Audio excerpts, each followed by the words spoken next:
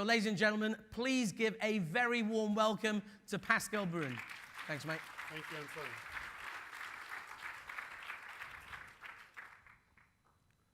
Thank you, Anton. Well, I don't know. I mean, I love your comments on Brun shoes, Anton, and I will just remind you, there is no rule in fashion. So just recycle your clothes. I don't know if you make if you take attention here, but it was written at the end of the video that a T-shirt consumes 2,000 liters of water. How many of you here, just ballpark, knew roughly about that figures? Can you raise your hand? Very few. So we still have a lot of work to do when it comes to transparency, obviously. I just present a bit myself. My name is Pascal Brun. I'm head of sustainability for H&M Group. I've been in Asia for many years, so I know a lot of you here in the room, but I've not been so long in the French Chamber of Commerce, and I'm very impressed by the work that you guys are doing. Congratulations, Catherine. I think you have done a great job here. What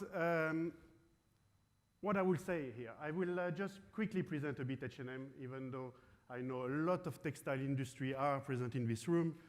But H&M is 70 years old. We have been founded in 1947. We are present in 69 markets.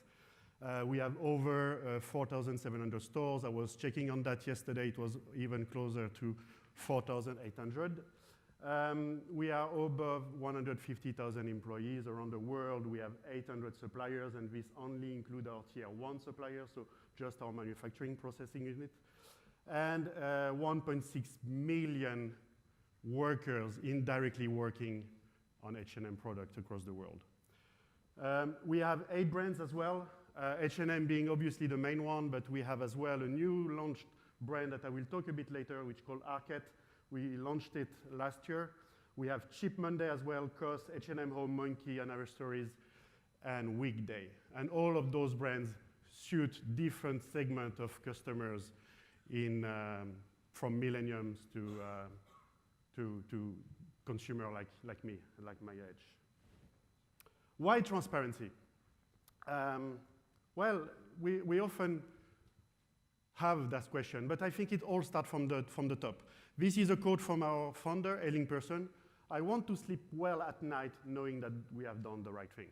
And this comes from 70 years ago when we created that company. It's directly setting the ambition right at the top, and without being transparent, this is something that you can't really achieve. And by setting this ambition, now we have 3 main ambitions in H&M, which is basically to be leading the change, to lead that industry that we are in, to be 100% circular and renewable, and to be 100% fair and equal. And with the business concept that we would like to provide fashion and quality at the best price in a sustainable way. And this sustainable way just came very recently, 3-4 years ago. Before it was just fashion and quality at the best price. And we added sustainable way. And you could question, where does it connect to sustainability? And I would like to remind you that transparency is different than sustainability. And why is that? Basically, just an enabler. It's not because you are transparent that you are sustainable. There is further steps to that. And the enabler in what?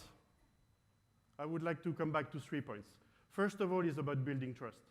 Why transparency? It helps to build trust. If we look at that picture is taken in Sweden. And for the one who has traveled in Sweden, it's quite amazing to see that there is very few houses that has curtains on their windows. And it's not only, I mean, you could question, is because they don't see the sun too often, and they just want, as soon as it's sunny, they want to have the sun in. No, it's not. I really think that there is a culture of transparency which is different than most of us where we come from, which is more south of Europe. And you tend to believe and you tend to trust more a house that have nothing to hide, no curtains, than a house that I didn't put a picture but have curtains and closed door. So to come on that note, why do we think transparency is important? For our main stakeholders, which is our customer. We saw that poll questions, 86%, I think I remember if I get it right, 86% believe that customers will have a huge impact, and yes, it is. Customers decide They use their wallet today as a voting power. That's what they use for. And basically, being transparent, it will enable them to give the right choice.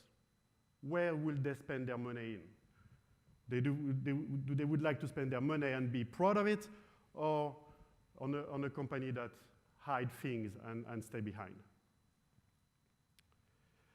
And basically, this is coming back to the work that we do right now with SAC, the Sustainable Apparel Coalition.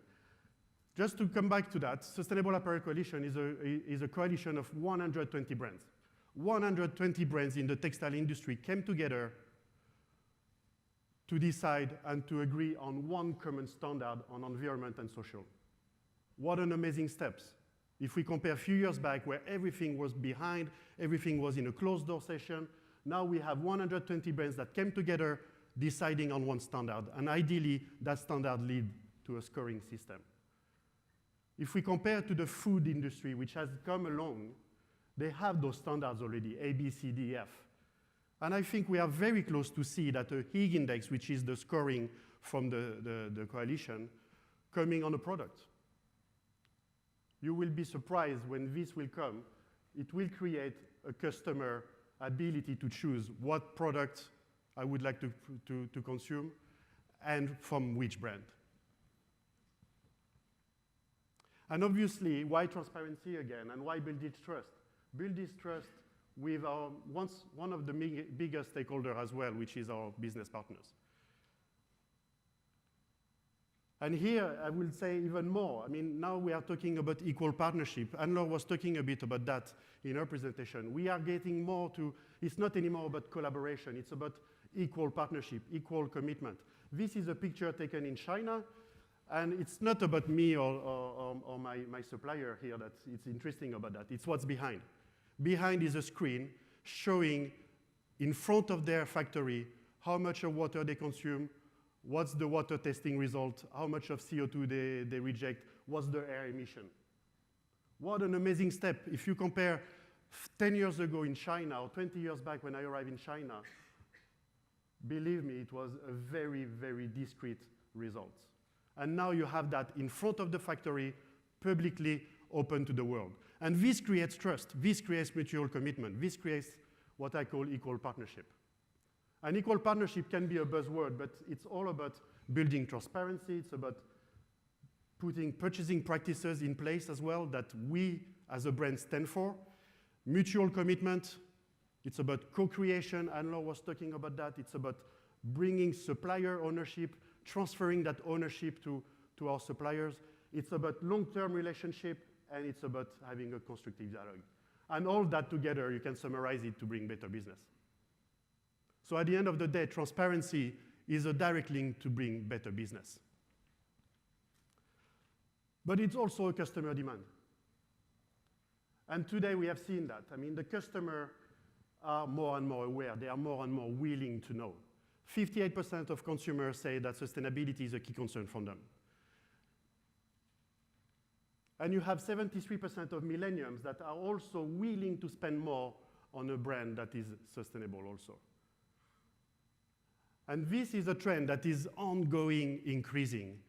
I take a quote that Anne-Laure was mentioning this morning as well. It's not anymore about the need to know. It's about knowing everything. Our customers want to know everything. They want to know it now, and they don't want to wait for it. And then it's about driving impact. What transparency has a link with impact? Obviously, by knowing your data, you will know exactly what to prioritize where. And we all sit on a big pile of data today. We call it the big data. And knowing your process, knowing where it comes from, knowing what impact do you have and what influence you can have to remediate, then you will use transparency in the right way to make and to measure impact. For example, here, raw materials, direct link with water consumption. Manufacturing process, direct link with social aspect. Fabric, yarn, and business, direct link with climate. And this helps us to prioritize what action do we do to address what impact.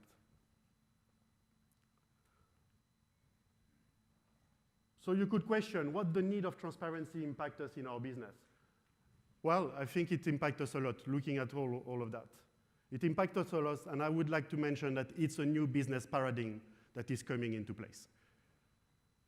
There are a few examples. I mean, now more and more brands are looking to put their supplier list on site. This is H&M supplier list. We were one of the first brands to put our suppliers online, our first tier of manufacturers, but as well our second tiers, our tier 2, the one that we were a few years back a bit unsure about.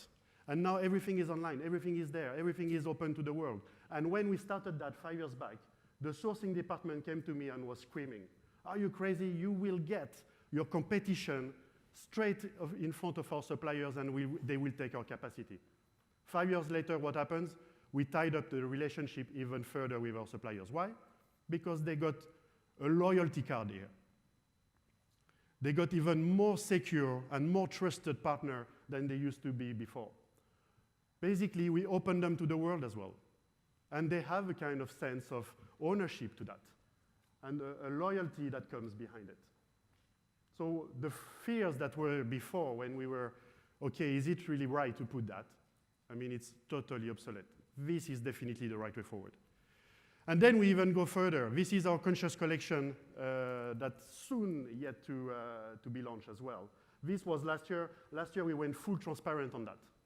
So you can see where the product comes from, obviously. You can see the factory. You can see the number of workers that are working in that factory. You have a worker interview as well connected to that garment.